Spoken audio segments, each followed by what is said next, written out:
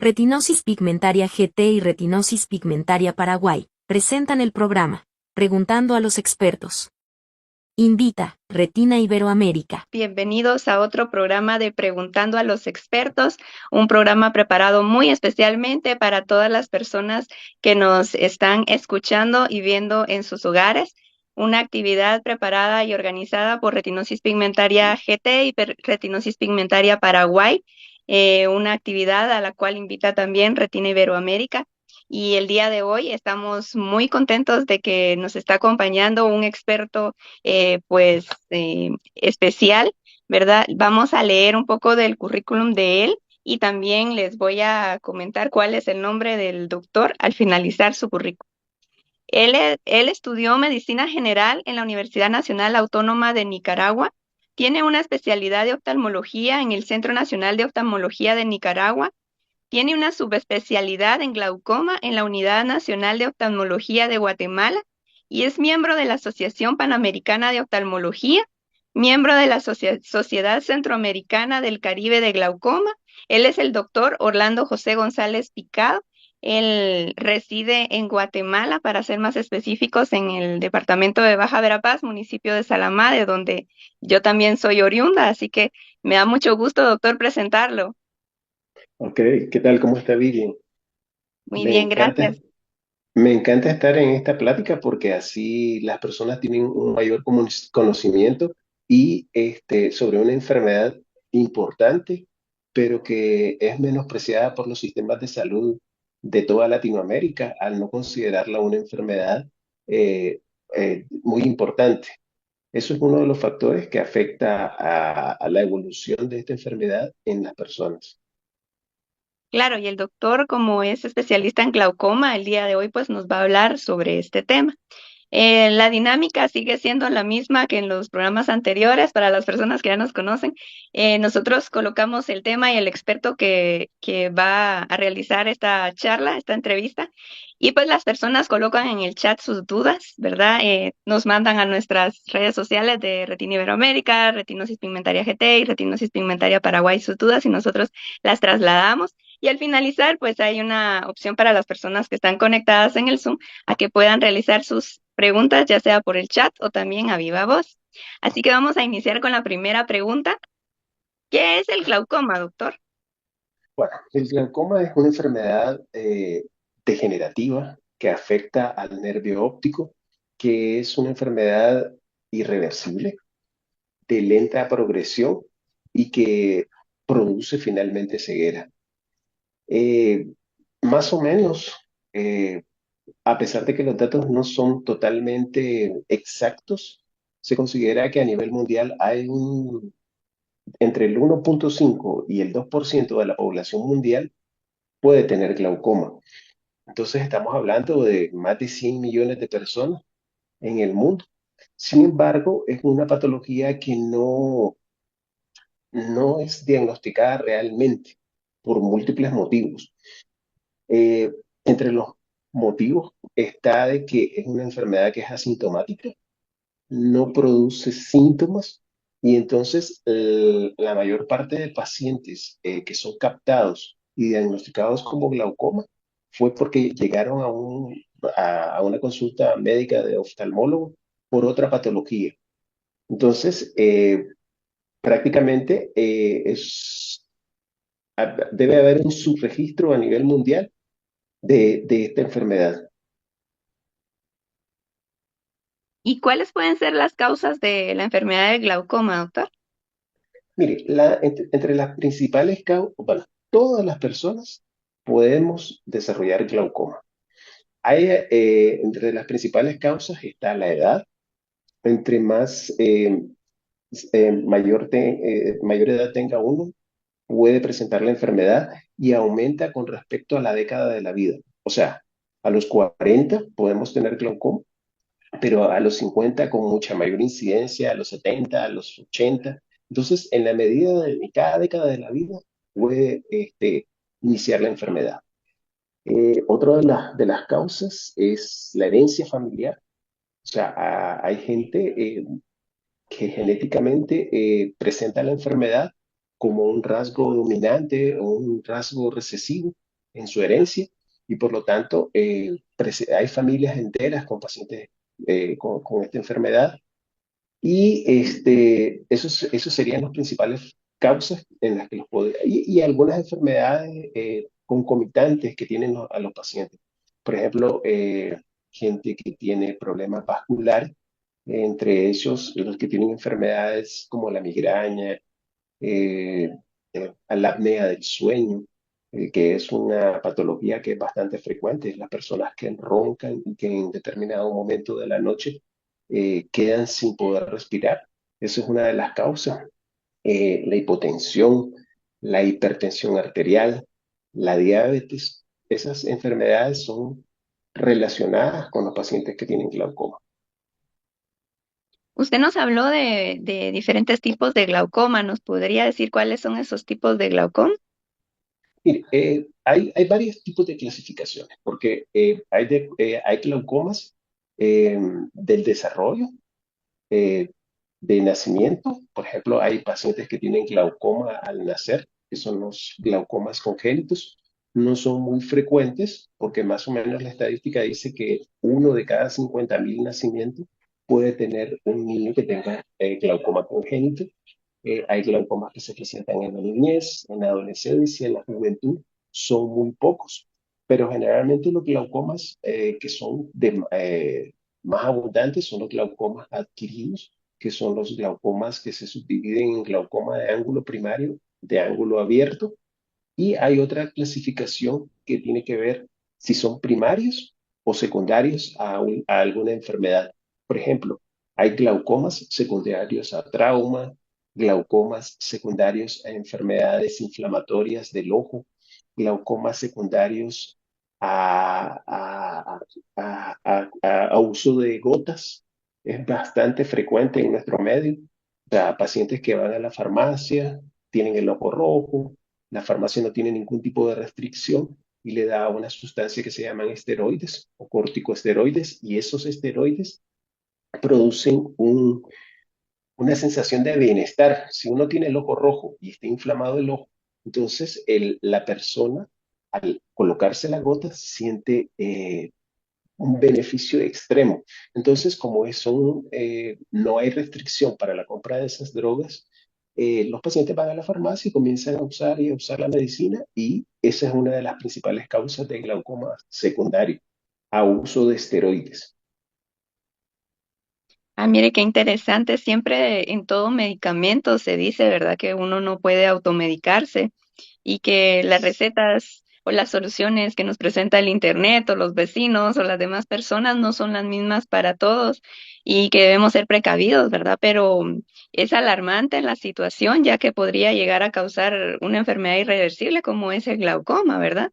Sí, fíjese que sí sucede y sucede frecuentemente. Generalmente los pacientes son jóvenes, eso es lo peor, que son pacientes jóvenes, pacientes que tienen una condición que se llama terigiones, que son un crecimiento de la conjuntiva en los ojos, o personas que trabajan en el campo, o personas que trabajan en la construcción, que se les enrojece mucho el ojo y ellos se automedican, así como usted misma dice, y es uno de los glaucomas más difíciles de tratar.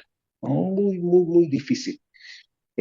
Porque son resistentes a las drogas que utilizamos para el glaucoma, y generalmente siempre terminan en cirugías, y operar de glaucoma a un paciente joven es un problema. O sea, por el proceso de cicatrización que está en los jóvenes, es mejor operar a un paciente de glaucoma ya mayor, que su cicatrización estaba bastante disminuida por su edad. Sí, claro que, bueno, pues qué riesgos los que se corren, así que hago un llamado, aprovechando la oportunidad, a todos los amigos y amigas que nos están sintonizando, pues a que no se automediquen. Una gotita que puede parecer o un medicamento que puede parecer inofensivo puede llegar a dañarnos en tanto, ¿verdad? Que no tengamos alguna enfermedad de la visión y se pueda adquirir por medio de esto. Y también me llamaba mucho la atención la estadística que usted nos comentaba del glaucoma congénito. uno dentro de cada 50.000 llega a ser una enfermedad todavía más rara que la retinosis pigmentaria y las distrofias de retina, ¿verdad? Que están de 5.000 a 3.000 de 1 por 5.000 a 3.000 habitantes, ¿verdad? Sí, mire, lo que ocurre es esto. Gracias a Dios, pues no es una enfermedad muy frecuente porque normal, o sea, imagínense, son niños recién nacidos que tienen una condición que se llama buftalmo. O sea, el ojo se les mira bastante grande en su carita y pareciera más bien que la palabra lo dice buftalmo, pareciera el ojo de un buey. Es grandísimo para la correspondencia de su cara. Y generalmente, o sea, eh, el nivel cultural y la educación de los pacientes hacen de que más bien cubran a los niños y no a esos niños les molesta la luz y lloran porque les duele el ojo y los familiares no detectan qué es eso. Entonces, cuando ya lo llevan a los servicios de salud, ya los niños ya tienen una edad avanzada y generalmente muchos quedan con ceguera. Y en estos casos, doctor, la primera recomendación que usted haría es llevarlo con el especialista en Cl- visión, ¿verdad? Claro, mire, lo que ocurre es esto, bueno, muchos niños nacen con parteras. Eso es una de las cosas que no podemos evitar. O sea, el nivel cultural de las personas hace de que no vayan a los servicios de salud, porque si fuesen a los servicios de salud todas las personas, lógicamente los médicos referirían a los pacientes para que se les brindara tratamiento. Como cuando sucede, me está pasando mucho últimamente que hay bastantes referencias de niños que nacen prematuros, que pueden desarrollar una condición que se llama retinopatía del prematuro, que causa ceguera también. Entonces, estos pacientes son referidos oportunamente por el simple hecho de ser prematuros, que ya nacieron en un hospital, pero toda la cantidad de niños que nacen fuera del hospital, fuera de las clínicas y con parteras, esos niños están prácticamente desvalidos de la referencia oportuna. Y por lo tanto, esos casos, que son bastantes, pueden desarrollar ceguera, pues definitivamente por la falta de acceso al sistema de salud. Claro, y por el desconocimiento, siento que hacen falta más programas informativos y preventivos a la población, ¿verdad? Así Eh, es. pero bueno, vamos a continuar y también quisiera que nos hable, doctor, de qué enfermedades de la retina podrían estar relacionadas con la aparición del glaucoma. Mire, generalmente hay, hay algunas enfermedades que tienen una relación directa.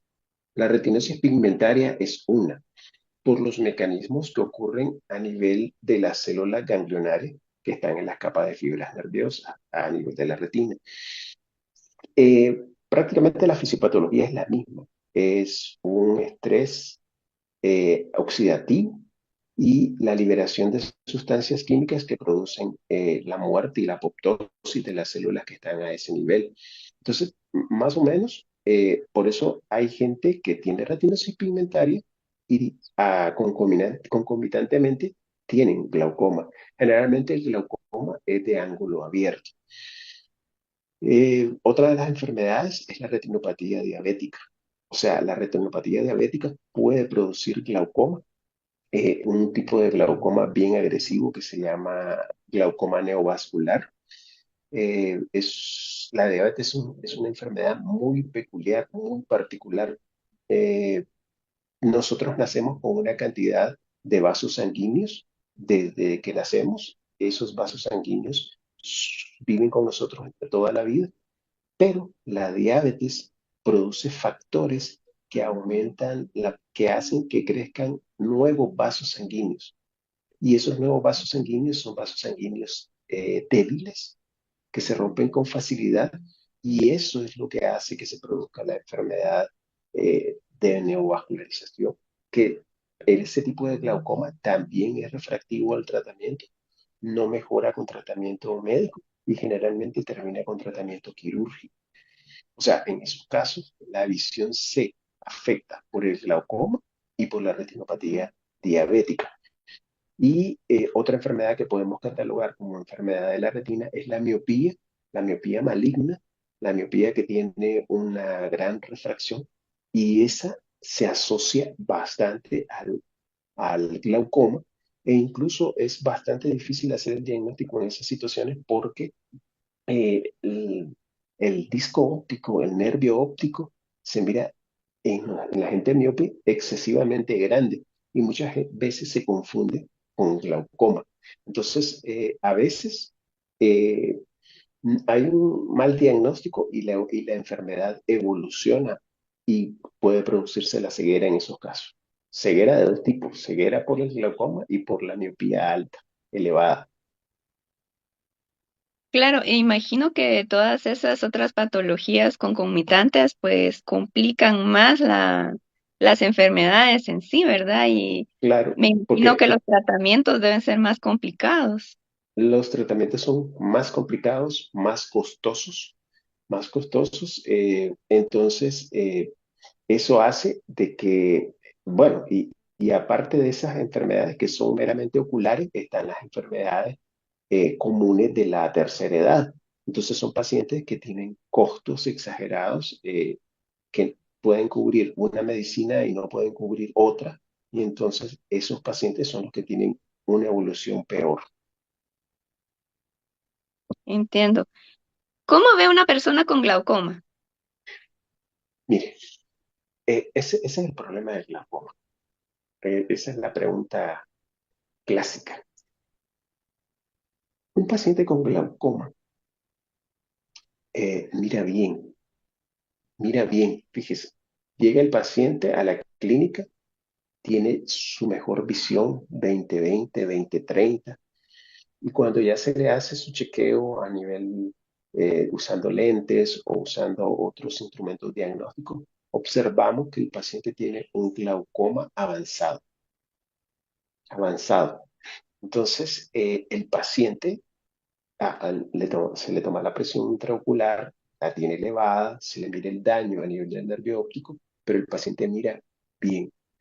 Entonces, ese paciente, cuando nosotros le hacemos el diagnóstico y le decimos que tiene una enfermedad que va a producirle ceguera, después el paciente no nos cree, porque el paciente dice, yo miro bien, yo no siento nada, a mí no me duele el ojo, a mí no se me pone el ojo rojo, yo vine a un chequeo o yo vine porque me ardía el ojo o porque necesitaba lentes para leer, pero en general, como es una enfermedad asintomática, el paciente mira bien. Hasta en estadios terminales, cuando ya el paciente tiene un daño del 90%, del 95%, el paciente mira como que está en un túnel oscuro.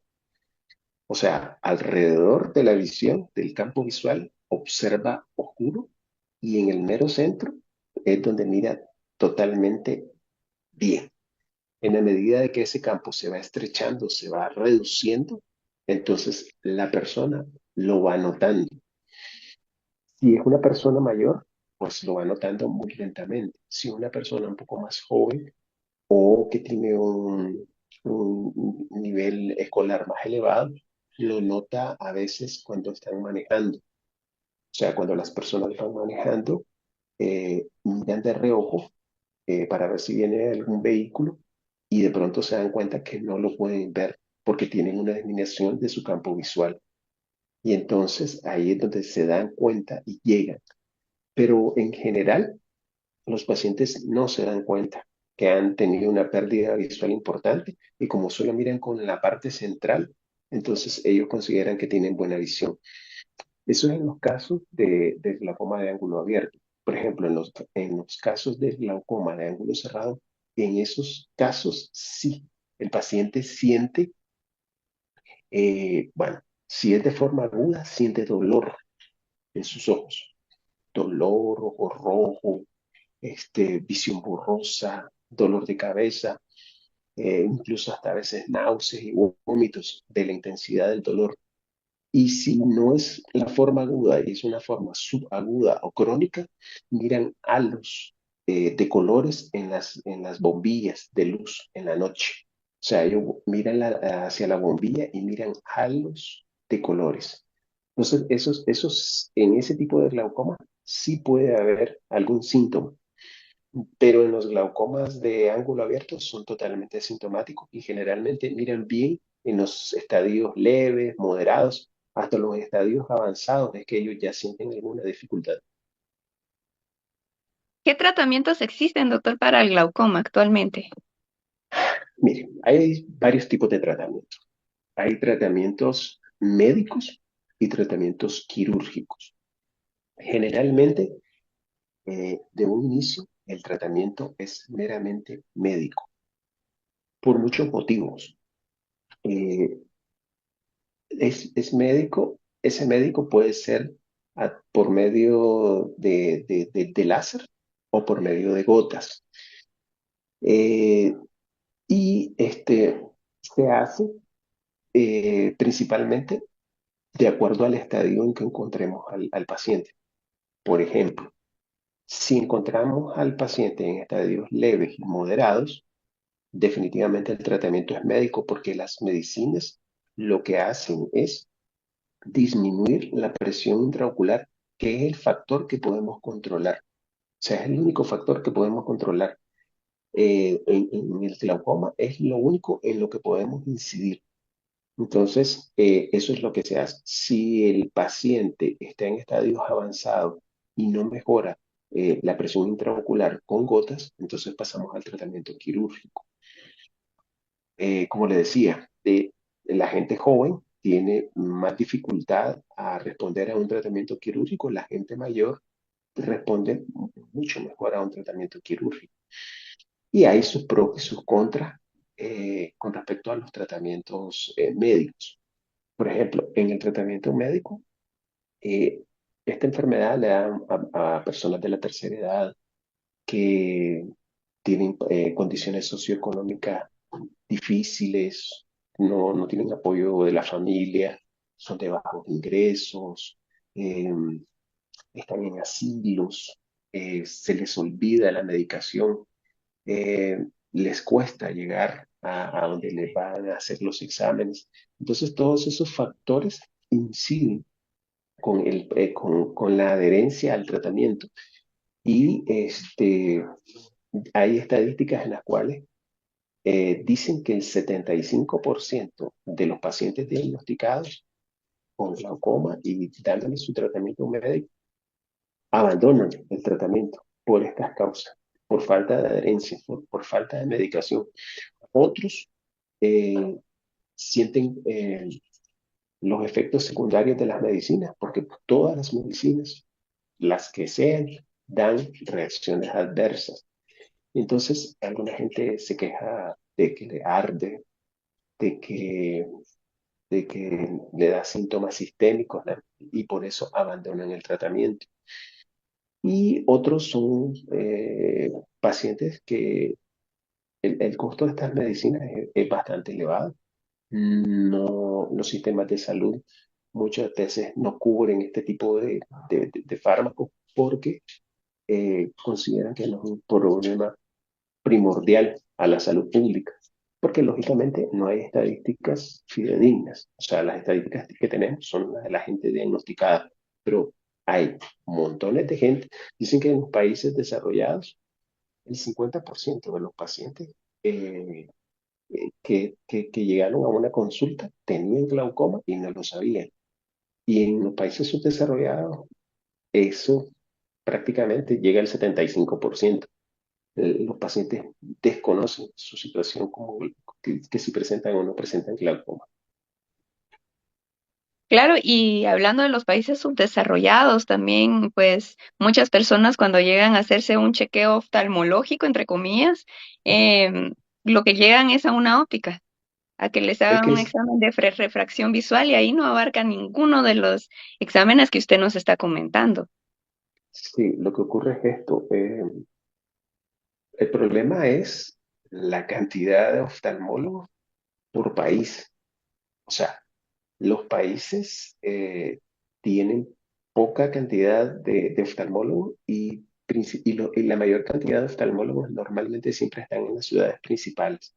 en la capital, en la primera ciudad después de la capital, y en departamentos alejados del centro no hay oftalmólogo, solo hay ópticas. Entonces los pacientes creen que porque les hicieron un examen solamente de la visión y el uso de lentes, ellos consideran que ellos están bien. Y como les digo, de que estos pacientes miran bien, entonces si miran un poco, tienen una deficiencia y les ponen lentes y miran mejor, entonces ellos no sienten que tienen ningún problema.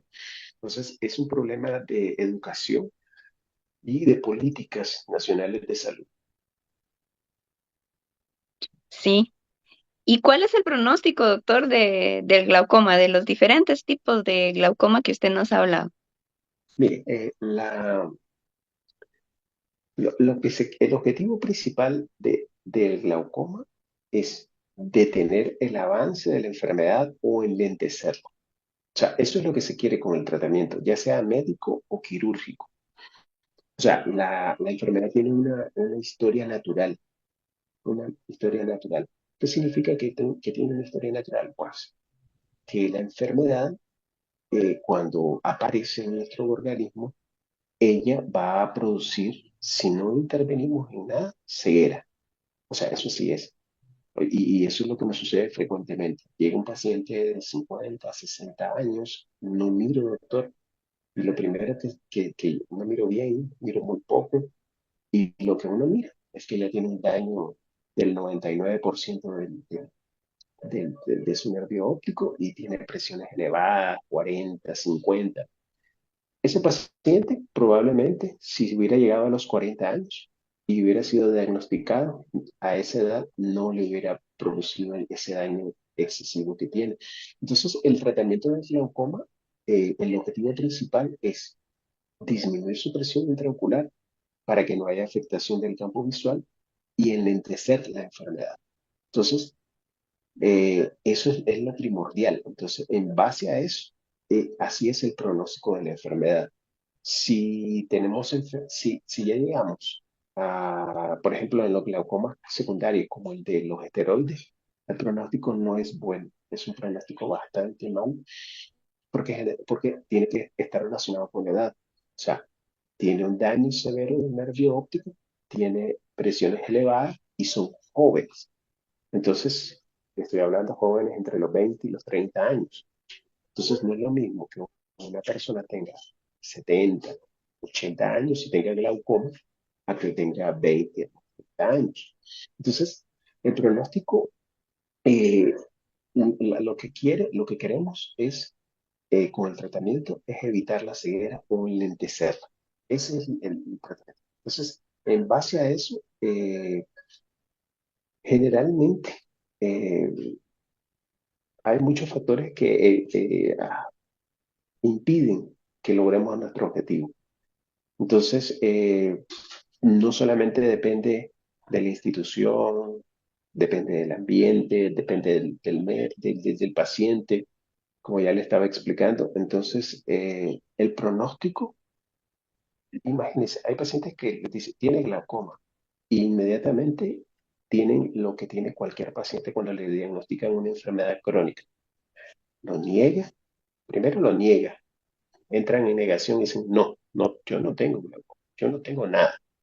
Después se enojan, les da ira, porque sienten, psicológicamente se sienten que, o sea, si uno les dice, te vas a quedar ciego, te puedes quedar ciego, sienten ira.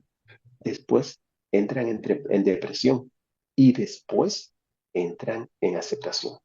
Entonces, a veces hay pacientes que llegan, se van, no llevan la medicina y cuando regresan a los 2 años, 3 años, de que ya ahí ya están, ya les pasó el enojo, la negación y todo, y entonces comienzan a hacer su tratamiento.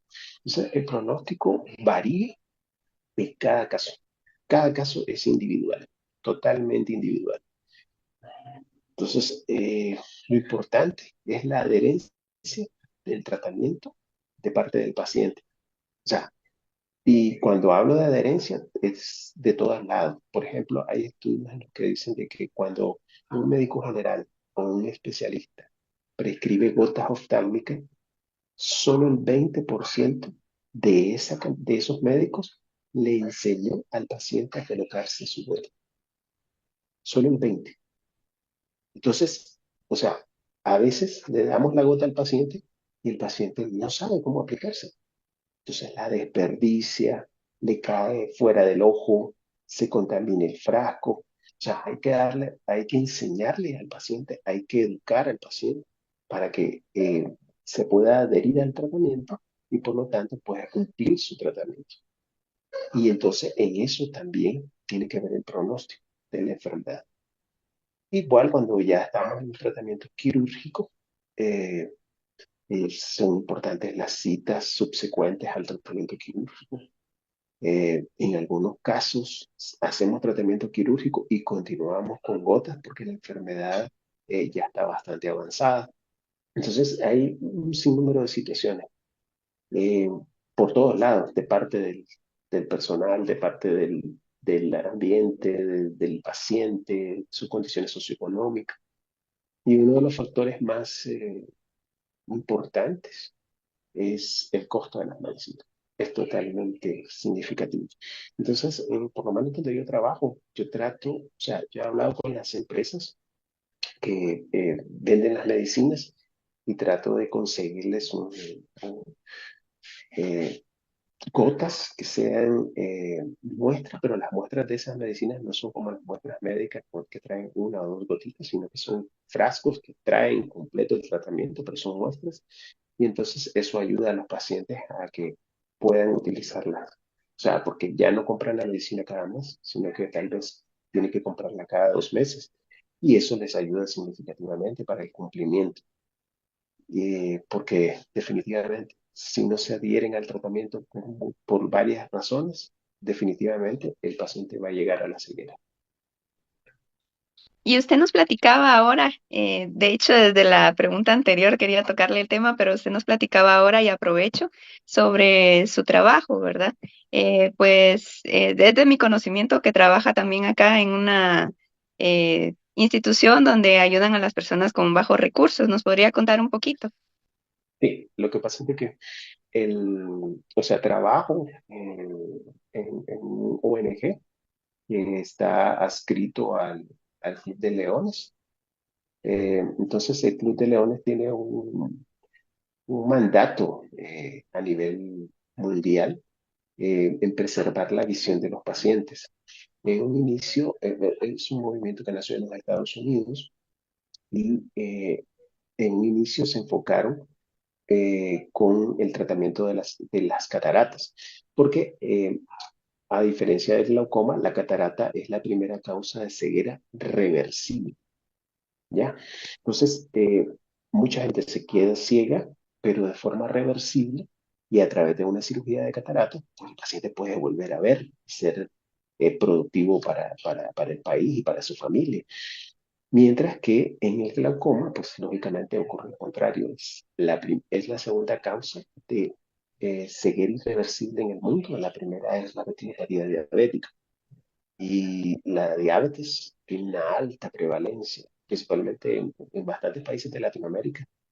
eh, lógicamente, por nuestra dieta, por nuestros rasgos étnicos. Entonces, somos una sociedad en la cual tenemos bastante diabetes. Entonces, eh, la institución donde trabajo, pues tengo muchos años de trabajar ahí, ayudando a las personas. Pues, o sea, esa forma, por lo menos de glaucoma, esa es mi forma de apoyar a los pacientes, consiguiéndoles un trato preferencial, porque si se van a la farmacia, lógicamente, solo les van a entregar un frasco y van a tenerlo que comprar mensual. O sea, el costo que es un costo bastante elevado para la población.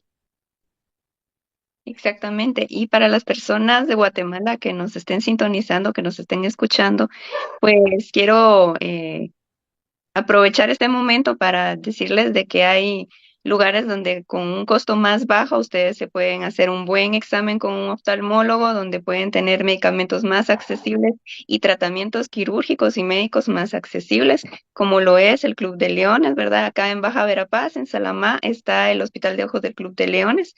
que es donde trabaja nuestro experto invitado del día de hoy.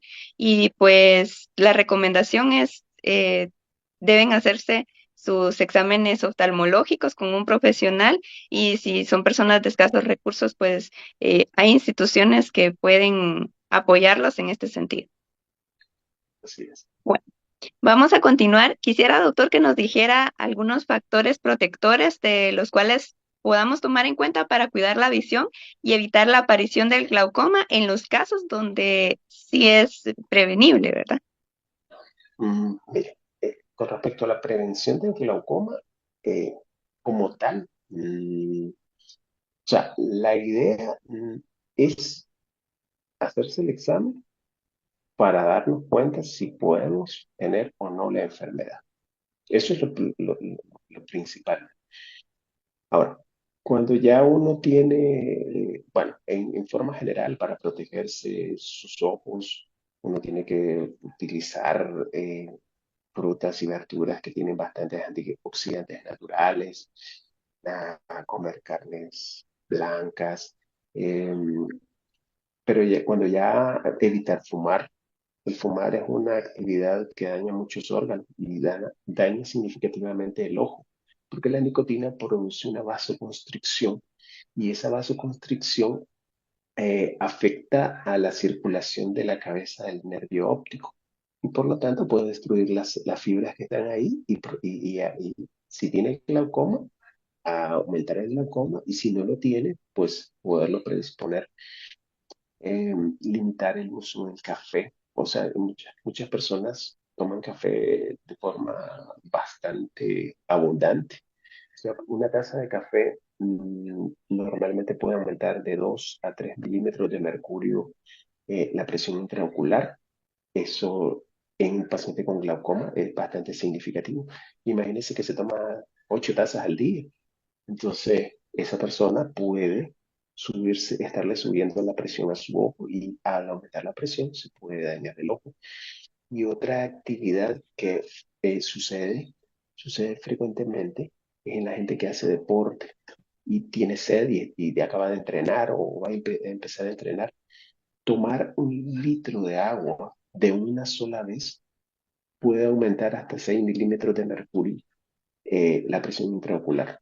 Entonces, alguien que tiene glaucoma y el valor normal de la presión es, digamos, de 10 a 21 y esa persona tiene 20 y tiene glaucoma porque está controlado con su medicina, puede subir fácilmente a 26 en con un solo litro de agua. Entonces, eso, al subir las presiones intraoculares, hace que se dañe más fácilmente el nervio del ojo y, por lo tanto, puede eso afectar el campo visual y producir ceguera. Qué interesante y pensar que la Mucha mayoría gente de lo personas hace, tomamos mucha agua gente pura, ¿verdad? va Y sin agua pura medir y de un cuánto. solo, sin medir cuánto, se toman de un solo 1 litro y eso sube la presión. Es algo totalmente demostrado. Y es demostrado porque nosotros lo hacemos. O sea, hay un examen eh, que se llama prueba de agua. O sea, cuando sospechamos glaucoma, nosotros lo hacemos porque lo estamos, o sea, como una sospecha. Provocamos que se suba la presión del ojo para así confirmar el diagnóstico. ¿Ya? Entonces, lo vivimos, lo vemos. Si un paciente lo tenemos como una sospecha de glaucoma, una de esas pruebas es necesaria hacer y hay otra prueba que es una prueba de oscuridad. O sea, ponemos al paciente que esté en un lugar oscuro y después le tomamos la presión. Y si hay cambios de presión estando en un lugar donde está la luz y hay una diferencia de al estar en un lado, en una habitación oscura, eso también nos confirma el diagnóstico. Entonces, hay varias pruebas que se pueden hacer. Ah, ya. ¿Y qué otros factores de riesgos podemos encontrar para desarrollar glaucoma? Entre otros de los factores está la etnia. O sea, las personas afrodescendientes son bien propensas a tener glaucoma. O sea, una persona afrodescendiente tiene una alta incidencia de glaucoma por eso. El glaucoma es bien frecuente en la población caribeña, en la población que está en la costa del Atlántico. Tienen bastante glaucoma. Aquí en Centroamérica, en Belice, en las islas, en República Dominicana, en Puerto Rico, todas esas islas tienen una alta incidencia de glaucoma. La gente latina también tiene otra alta incidencia y es bastante notorio porque, por ejemplo, la gente latina que vive en los Estados Unidos tiene mucha mayor probabilidad de desarrollar glaucoma que la gente norteamericana. Y eso, ellos tienen estudios y son estudios donde se observa que la gente latina que vive allá es la que desarrolla más rápidamente el glaucoma. Y la gente asiática, la gente asiática tiene, eh, al tener ojos más pequeños, tienen más probabilidad de desarrollar glaucoma. Otro de los factores es, hay una condición que se llama hipermetropía, que es un defecto refractivo. Esa condición, que es lo contrario a la miopía es la dificultad para ver de lejos, la hipermetropía, la dificultad para ver de cerca. Entonces, esas personas que tienen hipermetropía son pacientes potencialmente a presentar glaucoma, principalmente el glaucoma de ángulo cerrado. ¿Y qué factores de riesgo existen que cronifican ya la enfermedad, cuando ya la padece la persona?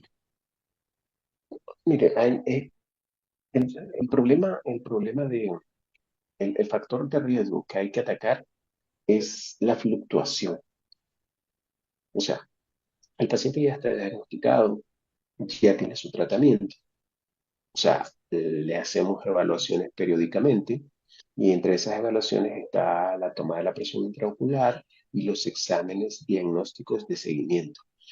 Entonces, muchas veces, a pesar de que el paciente está cumpliendo su tratamiento, observamos de que tiene fluctuaciones. O sea, sucede como sucede con la presión arterial del cuerpo. O sea, el paciente es hipertenso, se le da tratamiento y ese tratamiento aparentemente tendría que mantener la presión estable en las 24 horas, pero hay momentos en los que se dispara la presión. Lo mismo sucede en el ojo. Como los pacientes llegan a las consultas en la mañana, en la tarde, a veces estos pacientes tienen subidas de presión en la noche y nosotros no nos damos cuenta. Entonces, tenemos que enviar una serie de exámenes para mirar si está evolucionando, si está disminuyendo su campo visual y eso nos dice de que hay fluctuaciones. Entonces, esas fluctuaciones son las que se tienen que atacar, porque si los pacientes presentan eso y nosotros creemos que están controlados, pues lógicamente va a producirse el daño y van a caer en ceguera. Entonces, eso es una de las cosas que los médicos que miramos pacientes con glaucoma tenemos que tomar bastante en consideración. Yo quiero hacerle una pregunta, doctor. Usted me Sí, enseñó a cuénteme. mí cuando llegué a la consulta cómo debo aplicarme las gotas. ¿Usted nos Ujú. podría describir cómo aplicarnos las gotas a todos los pacientes que tenemos que usar gotas lubricantes o de algún medicamento para nuestra visión? Ok, lo primero, lavarse las manos con agua y jabón. Es importante. Hay que comenzar por ahí. Segundo, cualquier colirio, a menos de que el médico les diga lo contrario, no se agita, porque cuando se agita, hace burbujas, ¿ya? Hay unos frascos que llevan esteroides que sí se tienen que agitar porque tienen un componente líquido y un soluto, que es como el plan que deja la vena mocho. Entonces, para que haga efecto, tenemos que agitarlo. Entonces, si les dicen agítenlo, hay que agitarlo. Si no les dicen que lo agiten, no tienen que hacer esto. Moverlo sin hacer esto, sin sacudirlo, solo moverlo, para que la medicina que está adentro se vuelva toda uniforme. Después se abre el frasco y con el ojo, con la mano no dominante, o sea, por ejemplo, si soy derecho, agarro el frasco con la derecha y con mi mano izquierda deprimo el párpado y me aplico el colirio. El frasco tiene que estar entre 2 y 5 centímetros del ojo, porque si nosotros pegamos el frasco al ojo, hay dos problemas. Uno, que los colirios, que la punta del frasco toque las pestañas y se contamine. Y otro problema, que ya he tenido pacientes así, que se puya en el ojo con la punta del frasco. Lo acercan demasiado y se lastiman la córnea. Y tocar la córnea con un objeto sin haber utilizado anestesia, pues duele. Es muy doloroso porque la córnea es un órgano que tiene bastantes nervios y duele. Después de eso, hay que cerrar el ojo. Bueno, hay que presionar gentilmente el frasco por dos motivos. Uno, que si lo presionamos fuerte nos sale un chorro de medicina y ya prácticamente gastamos nuestro dinero y las medicinas están caras. Y lo segundo es que es suficiente con una sola gota, porque si caen dos gotas, la segunda gota que cae limpia la primera y al haber lágrimas ahí no hace el efecto terapéutico que tiene que hacer. Una sola gota es suficiente.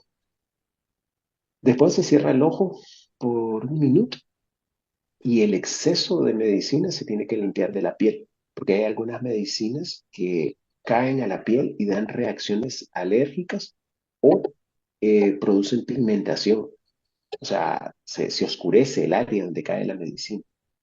Y entonces de pronto la gente dice, tengo ojeras. No, no tienen ojeras. Es que se echan gotas y las gotas le está pigmentando la piel, porque no se secan.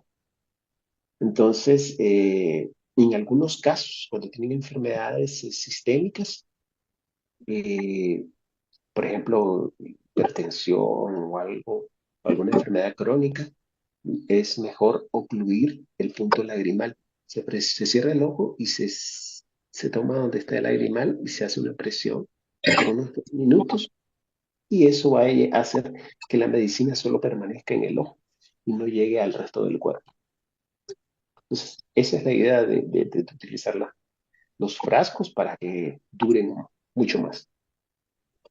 Muchas gracias, doctor. Y en el caso de tener el medicamento en gel, En caso de ser el medicamento en gel, es mucho más fácil, o sea, son los mismos pasos, pero es mucho más manejable porque el gel permanece, eh, o sea, si usted agarra el gel en la mano, tiene el tubito unos 3 minutos, 2 minutos en su mano, el gel se vuelve líquido por el calor, ¿ya?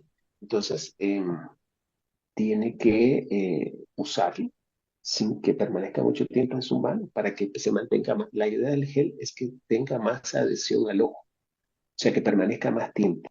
Por eso es que el gel, los lubricantes en gel, eso es lo que hacen, se adhieren más al ojo.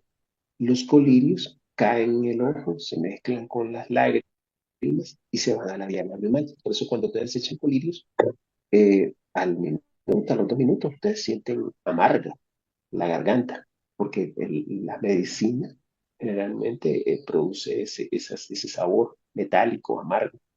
Entonces, cae en el ojo, una parte se absorbe ahí en el ojo y la mayor parte se va al sistema lagrimal. Entonces, en el gel no, en el gel se adhiere un poco más a las células del ojo. muy bien, muchas gracias, doctor. Otra duda más, abusando de su tiempo. Puedo, sí. Em, Quisiera preguntarle también con respecto a las gotas. Tienen una fecha de caducidad, pero he escuchado de que cuando empiezo a usarlas, o sea, aunque no haya llegado la fecha de caducidad, si yo la empecé a usar el día de hoy, tiene cierta fecha para terminarla de usar, si no vencen. ¿Esto es un mito o es una realidad? Lo que ocurre es esto. Eh, Todo depende del tipo de frasco. Por ejemplo, estos frascos que tienen esa puntita, si yo le doy vuelta sin presionar, la gota cae.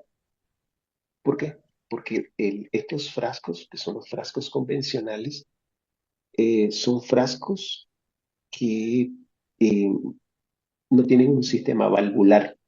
O sea, la puntita donde está el frasco y lo que está dentro del frasco, hay una vía directa. Entonces, esta medicina, lo ideal es que se abra, se aplique el tiempo que se tiene que aplicar y descartarse. ¿Por qué? Porque eh, adentro, adentro hay un contacto entre el ambiente y la gota. La gota tiene algo que se llama preservante. Ese preservante es lo que hace que la gota no se infecte, que no le dé una infección bacteriana, viral o lo que sea. Pero lo que ocurre es que este frasco, después de 30 días, ya es un frasco que no es funcional. O sea, la gente se echa 10 días y lo guarda. Y dice, ah, es que no ha vencido porque vence en el 2025. Pero ya este frasco abierto tiene mayor riesgo de que se infecte. Ahora, existen estos otros frascos. Es diferente, no tiene una puntita. Este tipo de frasco, igual, no se cae. Si yo lo hago así, tengo que presionarlo para que salga la. Entonces, estos otros frascos son medicinas que tienen un sistema valvular, o sea, no hay comunicación directa entre el líquido y la punta. Y entonces, estos frascos o sea, no tienen preservante, pero no hay contacto entre el exterior y la gota, directo, pues. Entonces, estos frascos se pueden utilizar un poco más del mes, aunque el prospecto dice que se descarte al mes, se pueden usar, o sea, la idea de abrir un frasco es aplicárselo todo. Si es un lubricante, se tiene que aplicar todo. Si es una medicina para glaucoma, se tiene que aplicar todo, hasta que no vaya nada. O sea, no podemos guardar y decir, ah, no, se lo voy a dar a otra persona, o si me vuelve a dar la enfermedad otro día me lo echo. O sea, es un poco más riesgoso. Entonces es mejor descartar. Gracias, doctor. Doctor, si nos pudiera dar un mensaje sobre el glaucoma para toda la población. Ok. El glaucoma es una enfermedad peligrosa, es una enfermedad eh, que hay que ponerle mucha atención porque prácticamente la visión es uno de los órganos más importantes que tenemos. Si se hace un tratamiento o se detecta de forma precoz, tiene una buena evolución y por lo tanto invito a todas las personas que se hagan un chequeo anual, normal, todas las personas mayores de 40 años. ¿Por qué? Porque la enfermedad no tiene síntomas. Si una enfermedad tiene síntomas, los pacientes llegan consultando el síntoma o el problema que tienen. Pero al no tener ningún síntoma, eso hace que la enfermedad sea peligrosa.